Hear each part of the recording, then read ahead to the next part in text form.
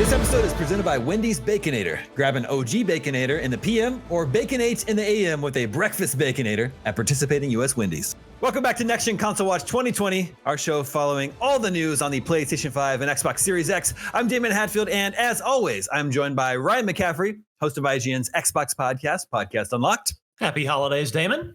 Happy holidays to you as well. And Jonathan Dornbush, host of IGN's PlayStation podcast, Podcast Beyond. Beyond. Hey, Damon. Hello there. And we begin this week with a last-gen game. I know this is next-gen console watch. We got to talk about a last-gen game. It's really just been making constant headlines in our space, our video game space over the past week or so. And that would be Cyberpunk 2077, which has just turned out to be a complete mess on base PS4 and Xbox One consoles. Runs pretty well on PC. I've been playing it on Xbox Series X, and I haven't encountered too many problems myself. I don't know. Ryan, have you been playing it on your Series X?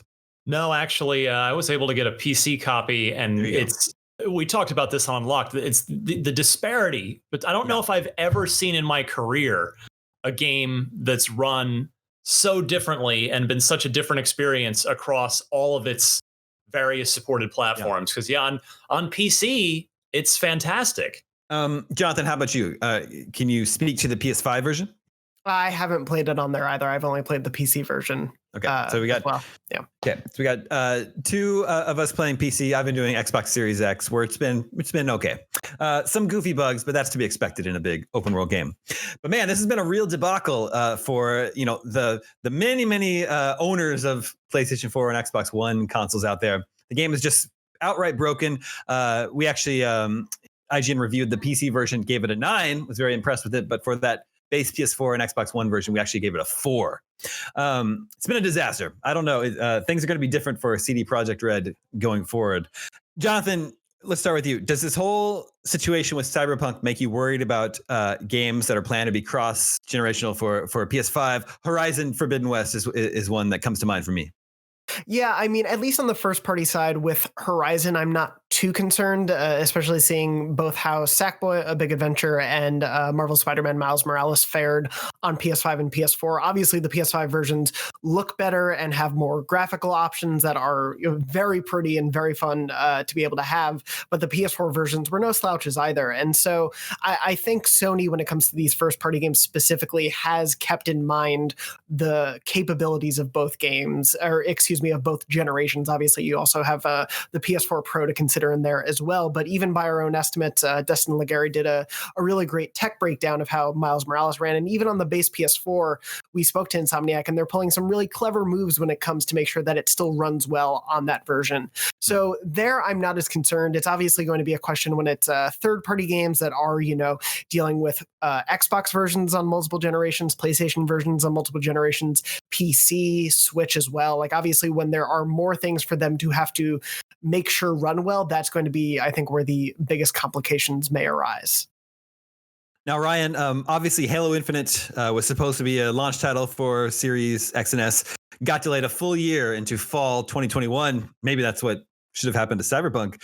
How are you feeling, since we know that we think that game was having development problems, and that the fact that it is being developed cross generationally could be one of those significant problems?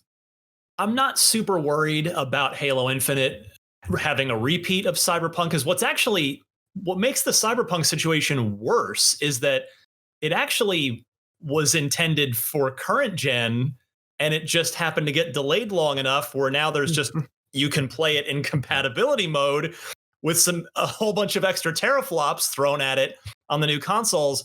Whereas Halo Infinite is being designed and developed for Xbox One, the Xbox One family, and the Series family as well. So what I do think it may change, and I don't know because I'm not privy to Microsoft's marketing and PR plans, but generally a game developer and publisher will want to show the very best version of the game at all times, which certainly makes sense on the surface.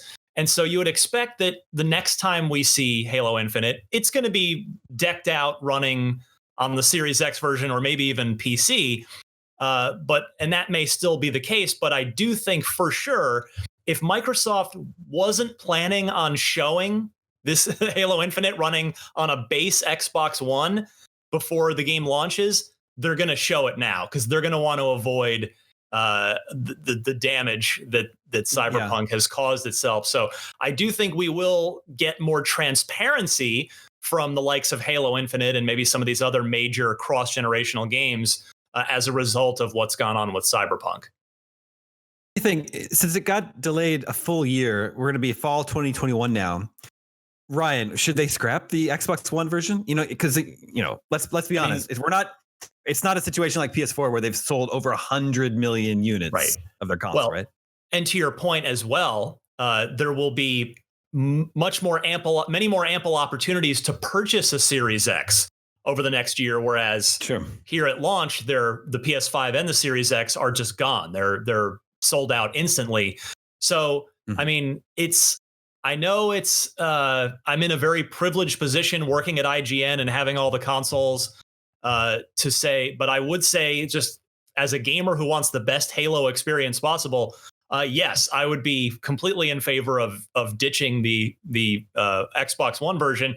Although at this point, with a year to go, I just don't know enough about their game development process to know if that would really make the Series X and Series S versions better to cut that off at this point. Maybe not. But it is interesting that at least Microsoft's previous pledge of saying, well, the first year or two, games are going to support both the Xbox One and the Series X as far as first party stuff. That appears to be at least have one exception to the rule so far. We finally got the Xbox Series X release date information on Microsoft Flight Simulator, a game that IGN gave a 10 out of 10 to in its original PC release. We got a great Series X trailer at the Game Awards. And at the end of that trailer, it says summer 2021.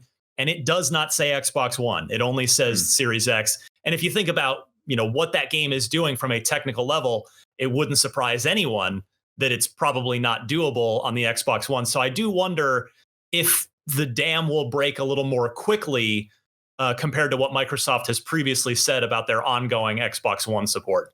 Yeah, and I like what you said about this whole Cyberpunk situation will hopefully lead to more transparency, because that's one of the most troubling parts of this is that CD Projekt Red really hid the performance of the PS4 and Xbox One versions from everyone. It'll be interesting to see how third-party cross-generational games going forward are going to be performing. We've got things like Hitman 3, Far Cry 6 got delayed a little bit, but that'll be one to watch for sure. I don't know. Hopefully we don't have a repeat of the Cyberpunk situation because it is crazy. Let's talk a little bit about the announcements from the Game Awards last week. The Game Awards have become sort of a big tentpole game announcement event towards the end of the year. And Ryan, I think I audibly gasped when they revealed Perfect Dark. You my friend are. Yeah, you're an old school gamer like myself, and Perfect Dark is near and dear to many. This isn't the first time that Perfect Dark has been rebooted. Of course, after Microsoft acquired Rare in 2002, they attempted to bring Perfect Dark back in 2005 as a launch title for the Xbox 360 in the form of Perfect Dark Zero. It wasn't a bad game, but it certainly did not successfully revive the franchise. But here we go again, Perfect Dark. That is simply the name of the game.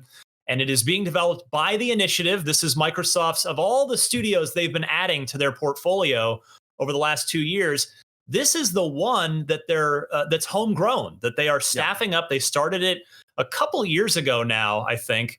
And it started by the head of the studio is Daryl Gallagher, who has a lot of experience, Crystal Dynamics on the Tomb Raider reboot and that franchise before coming over to Microsoft. The lead designer, the director of Perfect Dark, is Drew Murray, who was also the director at Insomniac on Sunset Overdrive, a game that has probably my favorite open world traversal of just getting around a game world of any game this past generation. And we know Perfect Dark's going to be a first-person game that's more than a first-person shooter. what I gleaned from the cinematic reveal trailer is that there could be some parkour elements, maybe kind of a little, Mirror's Edge type stuff in there. And so the director of Sunset Overdrive, leading a team of super talented developers on a Perfect Dark reboot that will focus on all these kinds of things, first person shooting, but also maybe parkour and who knows what else. I'm really excited about the possibility of this game. Yeah, like I said before, I'm super excited. Perfect Dark's one of my favorite games of all time. So many memories of playing split screen, deathmatch modes with all my friends in that game. And I really like the campaign, but it's also like, I almost can't believe it's happening because the game is so old now, and it never got, a good sequel.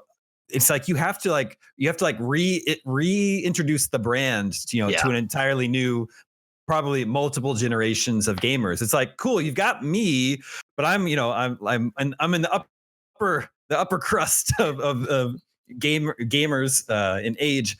So I don't know, Jonathan. A lot of people, I think, got a chance to experience Perfect Dark when the HD version was released on Xbox Live Arcade, and it's also part of Rare Replay. So, have you ever checked it out? Do you have any sort of like experience with Perfect Dark? No, unfortunately, I don't. I was a little busy with Banjo-Kazooie, which disappointed to not see also get a gritty reboot trailer at the Game Awards. But no, I mean, I think it totally makes sense, especially with the pedigree of the studio, to give them an existing IP, because the alternative is to give them something new. And while that's very exciting, I think Perfect Dark gives them enough of a blank slate to still create something relatively new while being able to draw the eye of people like you, people who were fans of this franchise that has been pretty dormant for a while and only got one sequel that most people have forgotten about. So I think it's a smart bet to use an existing IP that they have all this access to and aren't really doing anything with, married with a team that is just stacked with development history and a lot of really, really great developers to be able to bring something fresh to the experience. Yeah, that's one really encouraging part of the story, is that the development team behind this new Perfect Dark is just really incredible pedigree. But Jonathan, I believe at the Game Awards, there was an update on Returnal. Is that right? Yes. Yeah. First remind us what Returnal is. Of course. Returnal is the latest game from Housemarque, who is a really great team that made a bunch of games, including Resogun and Nex Machina and Super Stardust. They've essentially been putting in the hours through PlayStation history as sort of shoot 'em up, bullet hell action developers, and they've done a fantastic job with all of those games. And Returnal looks to be of a piece with those games in that same sort of genre, but maybe has some roguelike elements to it. Is a little bit more blockbuster and cinematic in its presentation. It's less top-down or side-scrolling, and seems to bring in some sort of more behind-the-back third-person perspective action, as well as some more isometric shooter action. It looks like their biggest budget shooter game yet, and it looks really interesting. It has a very dark vibe to it, like an Alien-esque dark vibe to it that I'm really interested in. But yeah, we got word that is coming on March 19th of next year. And is that a PS5 exclusive, or is it also coming to PS4? PS5 exclusive as far as we know at the moment. Hopefully that if we learn more about that happens sooner than later so people can plan accordingly. But as of right now, that is the first dated, I think, PlayStation published exclusive for next year. Got it. Very cool. And finally, Ryan, I believe this week for IGN, you penned an op-ed proclaiming that the great game drought for the Xbox platform is maybe coming to an end. Is that right? Yeah, I am honestly more optimistic than ever. I mean, I think the bad news is the game drought, the first party / exclusive game drought, still going. I mean, this was a pretty dry year. There was some good titles, don't get me wrong, but not a lot that just really move the needle in the way that Sony seems to do multiple times a year. But Perfect Dark, I thought, really, that was like the last big piece of the puzzle.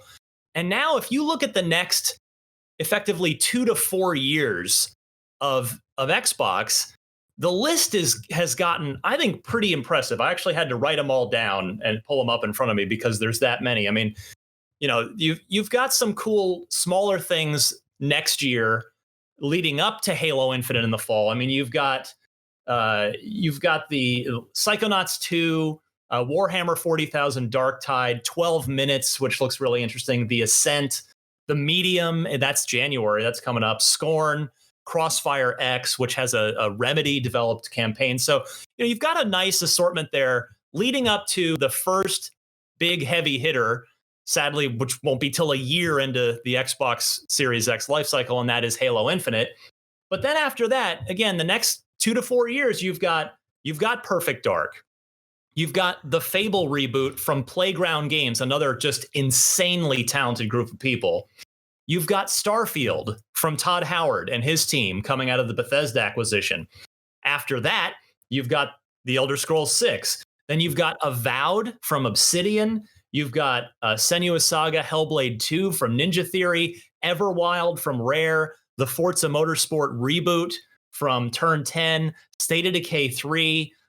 It's a pretty impressive list, and that's leaving out the obvious but currently unannounced sequels, things like Forza Horizon 5, again from Playground's other team, Gears of War 6, Fallout 5 way down the road, and whatever id Software does next, which is presumably a third Doom game. So it's gone from just a bleak desert nothingness as far as high quality Xbox first party games and exclusives to now they finally seem to be set up. These games still have to actually come out and be great and deliver, but on paper, they are finally set up for sustained first party and exclusive success.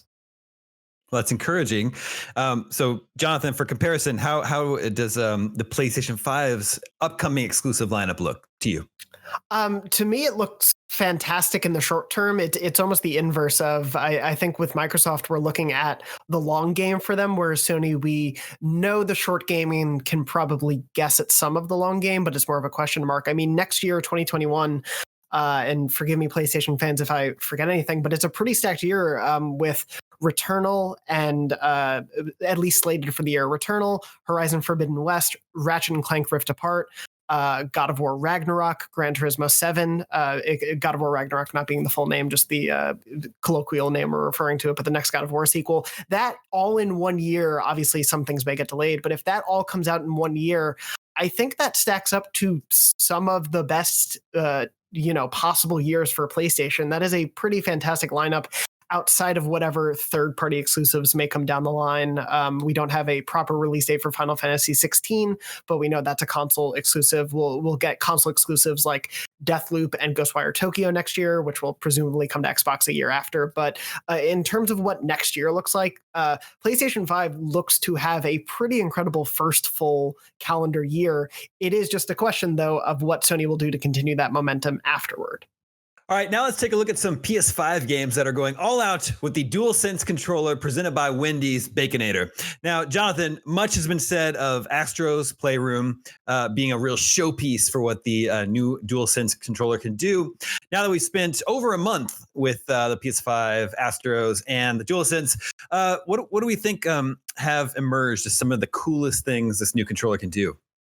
Yeah, I definitely think Astros is sort of the gold standard for what I hope developers will take from what's possible when it comes to the DualSense controller, because what the team behind it really did that I think works so well is they used every facet of the DualSense to really make the game come alive in your hands. And it feels a little silly and cliched sometimes to talk about it in that way, but they do so many smart things that are really a combination of the advanced haptic feedback that's in the controller, plus the speaker, plus the adaptive triggers, and the combination of all of that makes the sensation of your little Astrobot, skating along ice really translate to your hands, or the pitter patter of rain falling on top of your Astro's head translates because of the way they're using the speaker with the rumble. It's really fun and joyful in a way that it doesn't necessarily, you could play the game without those features and you would still be able to run through the level, but it immerses you in the world in such a way that can be really, really fun and additive to the experience.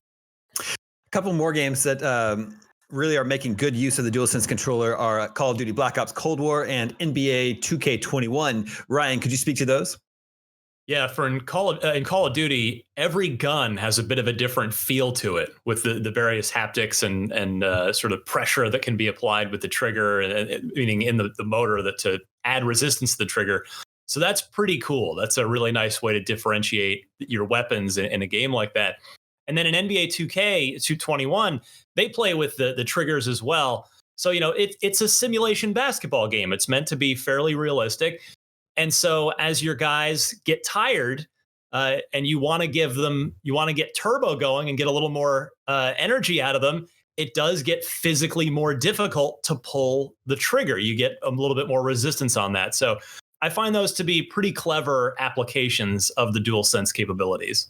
Now, Jonathan, what about the Demon's Souls remake on PS5? Obviously, there are a lot of weapons in Demon's Souls. Is that remake making good use of the DualSense controller? Yeah, so Demon's Souls is making pretty good use in terms of showing off the variety of weapons you can use. So sort of the heft of how big or how small the weapon you're using will translate to the rumble when your character is swinging those in combat. And then also when you're defending, the power of the hit that's coming from your opponent will feel a little bit different when you're trying to block with a shield or when your character just gets hit. So there's a nice little extra level of feedback that comes in the moment, but it doesn't take away from obviously this very skill-based game. It's a really nice additive feature. And finally, Jonathan, I believe Spider-Man is using the DualSense controller during cutscenes. Yeah, so it comes into play a little bit as you're out in the world. The triggers have a little bit of an extra push you need to push through almost to simulate, I think, the thwip of the webbing as it would shoot out from his wrists. But where I think the most inventive use of it is in really small, quiet moments that actually sell the emotional impact of a cutscene or just the little bits and pieces. So when Miles is on the subway train, you can feel the sort of thrum of the subway as it goes by and he passes underneath the tunnels. Or, when Miles gets a text from his parents or his friends that pulls him away from being Spider-Man, or he gets a text from Peter that he has to go be Spider-Man, you feel the rumble specifically in his right pocket to mirror, the text itself. There are nice little small touches that I think really help sell what's happening in a scene. Cool. Well, those are just a few games that are really going all out with the new DualSense controller on PS5. It's definitely one of the most exciting new features of the next gen, the current gen that we're all enjoying now. Before we let everyone go this week, we've got your results of last week's poll. We asked you, what 2021 next-gen game are you most looking forward to? And the winner, with over 36% of the vote, was the God of War sequel, God of War Ragnarok. Not too surprising. The original, the God of War 2018 is an amazing game. But what is perhaps a little bit surprising is in second place was Halo Infinite. That's good news, I imagine, for you, Ryan. Yeah, I mean, quite frankly, after the showing that Halo had, that is encouraging that it still took a solid second in that poll where everybody's still, plenty of people still optimistic about it. So yeah, really looking forward to seeing that game next and see how the progress it's made. And then, yeah, they've got a full year to get it ready. So I'm gonna rev up my Halo hype engines again before too long. Coming in way at the bottom of the list with less than 2% of the votes, unfortunately, was Arcane and Bethesda's PlayStation 5 console exclusive Deathloop. I don't know. We'll see. That game's out in May. Maybe interest will start to rise for that game as we get a little bit closer to the release date. We have a poll for you to vote on for next week. We want to know, what do you love about your new system? PlayStation 5 or Xbox Series X? What do you love about it?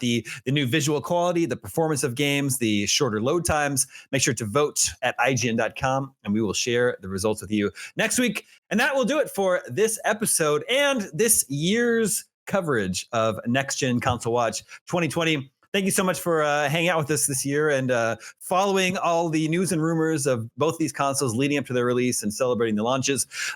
This show has been a lot of fun for us to make for you. So thanks for spending 2020 with us talking about these next-gen consoles. We will carry the show into next year for a while. I think there's going to be a lot to talk about still for the foreseeable future. Still a lot of excitement around these consoles. So at least for the early days, weeks, months of 2021, we will keep the show going. Of course, it'll just be Next Gen Console Watch at that point. But thank you so much, my co-hosts Ryan and Jonathan, for helping us make the show all year long. The show's, like I said, it's been a lot of fun for us to make. So I couldn't have done it without you two, Ryan and Jonathan. I want you both to say something. Ryan. I'm shocked we're picked up for a second season. This is great. Yeah, this is great. I feel my agent didn't even tell me. I'm hearing this for the first time now. Now, we've never really done a format like this before, and I've had a lot of fun being like a pundit here. It's just been it's been a good time. So yeah, Damon, great job hosting, and it's been fun to bounce back and forth with Jonathan all year. And at the end of the year here, we got 2 great consoles. Like we literally gave them great out of 10 scores.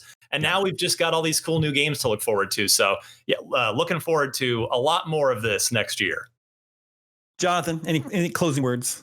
I mean, next year I look forward to the PS6 and the Xbox Series XX and what those hold. But no, this show has definitely been a blast. And thank you, Damon. I know you thanked us, but thank you for helping to steer the ship through all these weeks and be a tremendous host. And Ryan, it's been a joy being able to talk about all this stuff with you as the year goes by. Obviously, we have our own shows to talk about the platforms specifically, but it's great to talk about them in context with one another. So thank you both. And of course, thank you to the huge team behind the scenes who makes this show happen every week. It is such a full team effort for IGN and it's been a great thing to be a part of.